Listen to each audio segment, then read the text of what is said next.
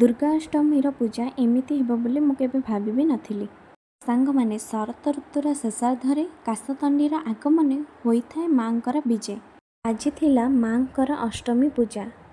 ସକାଳର ନିତ୍ୟକର୍ମ ସାରି ମାଙ୍କର ପୂଜା ସାରି ବାହାରି ଯାଇଥିଲୁ ଆମେ ମନ୍ଦିରରେ ପହଞ୍ଚି ମାର ଦର୍ଶନ କଲୁ।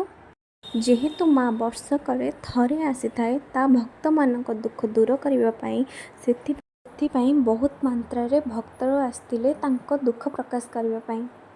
ମାର ଦର୍ଶନ ସାରି ବାହାରି ଆସିଥିଲୁ ଆମେ ପାର୍ଲରରେ ପହଞ୍ଚିବା ପରେ ଜଣେ କ୍ଲାଏଣ୍ଟଙ୍କର ଥିଲା ହେୟାର ଷ୍ଟ୍ରେଟନିଂ ହେବାର। ମ୍ୟାଡ଼ାମଙ୍କର ଚାଲିଥିଲା straightening.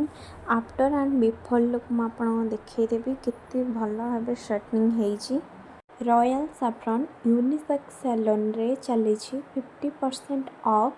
Facial detan, straightening, botox, waxing, hair cutting ଉପରେ ଚାଲିଛି 50% ଅଫ୍। ଆପଣମାନେ ଯଦି କରିବାକୁ ଚାହୁଁଛନ୍ତି ତାହେଲେ ମୁଁ ମେନସନ୍ କରିଦେଇଛି ତଳେ ଡିଟେଲ୍ସ, ଆଉ ନମ୍ବର ବି ତଳେ ଦିଆହେଇଛି। ଆପଣମାନେ କଲ୍ କରି ତାଙ୍କ ପାଖରୁ ବୁଝିପାରିବେ।